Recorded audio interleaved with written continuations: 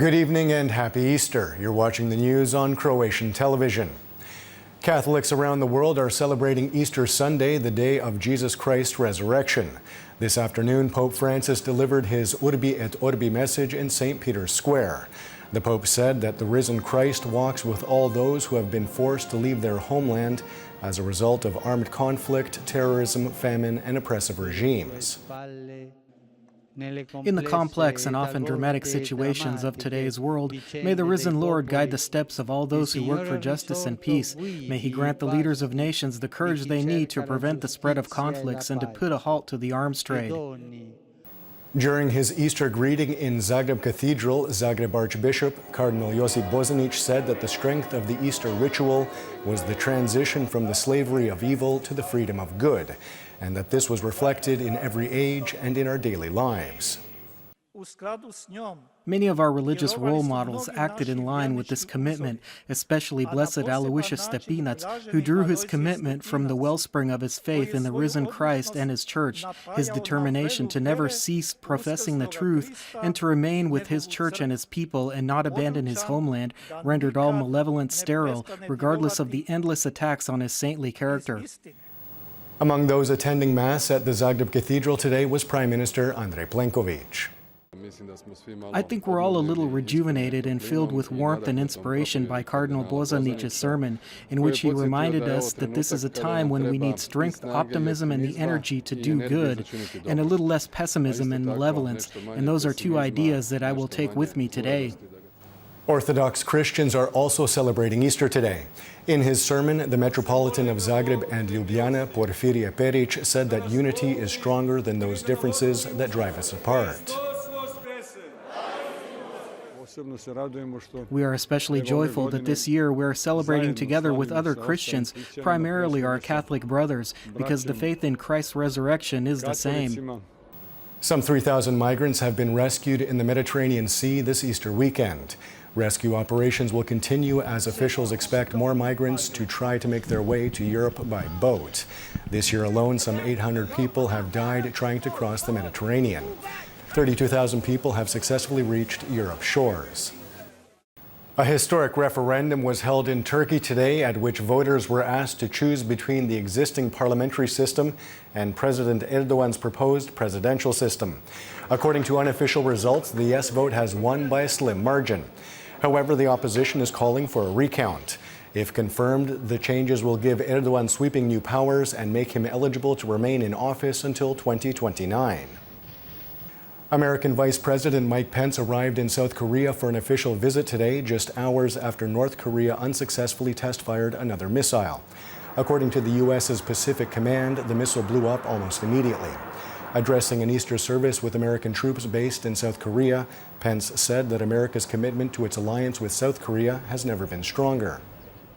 This is a challenging time all over the world, but especially here in the Asia Pacific. The opportunity for me to be here today at such a time as this is a great privilege for me. But let me assure you, under President Trump's leadership, our resolve has never been stronger. Our commitment to this historic alliance with the courageous people of South Korea has never been stronger. And with your help and with God's help, freedom will ever prevail on this peninsula. This is a threat to the entire world. We are warning North Korea. Should you continue with your nuclear tests and launching of intercontinental ballistic missiles, you will face severe sanctions. Tens of thousands of people staged rallies in more than 150 cities across the United States on Saturday, demanding that President Donald Trump release his tax returns. Every president since 1970 has released his tax returns by the traditional deadline of April 15th. Trump, however, has opted not to do so. The protests were for the most part peaceful, except in Berkeley, California, where more than 10 people were arrested, following clashes between hundreds of self-proclaimed anti-fascist protesters and Trump supporters. On a lighter note, the village of Kostel in Croatia's Zagorje region is known for its loud Easter celebrations. Since 1523, locals known as kuburashi have been firing their pistols on Easter to celebrate Jesus Christ's resurrection. This ceremony is listed as part of Croatia's intangible cultural heritage. The shooters are aged 7 to 87. As you know, the tradition in Kostel is to give every baby a small pistol at birth. This tradition is passed down from generation to generation, and we're very proud of it. Taking a quick look at sports, in tennis, Croatia's Borna Coric won the ATP tournament in Marrakesh after beating Germany's Philipp Kohlschreiber 2-1 in today's final. This is Coric's first career ATP title. The 28th round of the Croatian Football League ended last night. League leaders Rijeka beat Split 2-0 at home yesterday to maintain their 4-point lead over second-placed Dinamo Zagreb. Inter and Slaven Belupo played to a 1-1 draw in Sapršić. Slaven is 6th and Inter 8th in the standings. In the last game of the day, Osijek beat Istra 2-0 at home. Osijek remains 3rd in the standings, while Istra is 5th in the 10-team league. And now the forecast for tomorrow. Variable cloud cover with some sunny patches. There will be some isolated rain and thunderstorms, especially on the central and southern Adriatic. Winds will be mild inland, with the coast seeing a moderate to strong northeasterly reaching gale force gusts in the Velebit Channel. Winds on the coast will die down by nightfall. Morning lows of 3 to 8 degrees Celsius inland, 8 to 13 on the Adriatic, will give way to highs of 14 to 19 degrees. Slightly cooler in Gorski Kotar. The 3-day forecast for the interior calls for variable weather with rain, especially on Tuesday and Wednesday. Significantly colder temperatures could bring with it some snow in mountainous regions.